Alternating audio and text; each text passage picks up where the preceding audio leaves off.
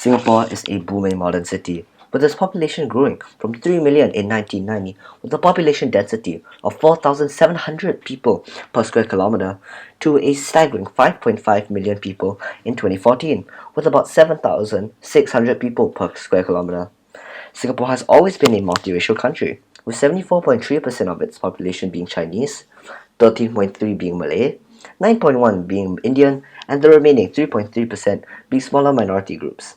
With such a great amount of races and them being so diverse, Singapore boasts many different types of cultures, festivals, and more importantly, food. In an attempt to find the most creative dish in Singapore, chef, we have decided to integrate many different types of cultures into this one dish, which we call the Changi chicken.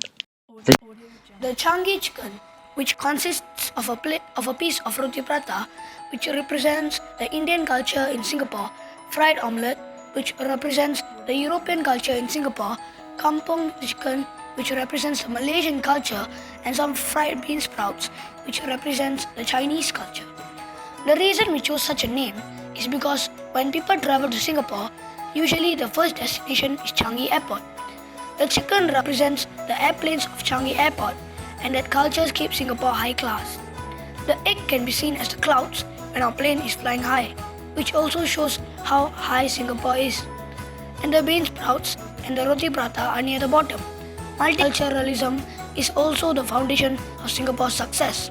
First, we made the dough for the prata. We mixed 600 grams of flour with 270 milliliters of water and rested it for 20 minutes. We then kneaded it for another 20 minutes, making sure to dust the chopping board with flour to prevent the dough from sticking. We then rested it for 15 minutes. We then added some butter, some oil into the pan, put it on medium heat, and put the prata inside and cooked it until it was crispy. Next, we chopped 1 red onion and several cloves of garlic. We added these ingredients for flavor, but it also represents Singapore's diversity, as these ingredients are used in many different types of cuisines. Pan the chicken and then rubbed it with some seasoning. Afterwards, we've added a tablespoon of oil into the pan and placed the chicken skin side down so that it could absorb the natural oils in its fat and also gain the flavor from the onion and garlic. We've also added about 2 tablespoons of dark soy sauce for flavor. Once the skin was crisp, flip the chicken, cook for about 10 minutes until it was tender and juicy. We then washed the bag of bean sprouts and then added it into the pan with the remaining onion and garlic so that we could fry it for flavor. These cooked very quickly, so it didn't take much time. Next, beat 2 eggs in a bowl. These eggs also show the diversity in the European factor of Singapore. Afterwards, cook the egg until it is crisp and cooked and serve. The end of our cooking portion. Thank you, Mr. Pisikai and friends for watching it. Now, you get to see us eat this thing. Let's go!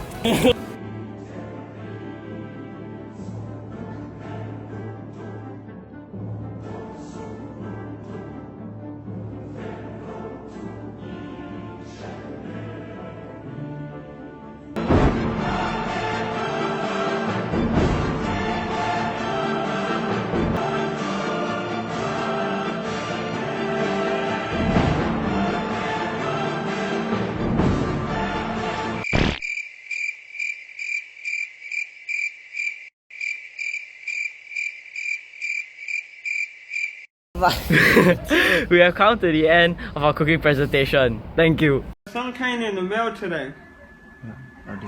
These nuts. Got him!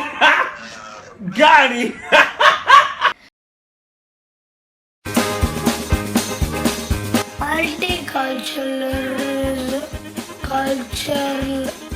Culturalism. Thank you. We didn't let the dog do. We didn't let the dog do.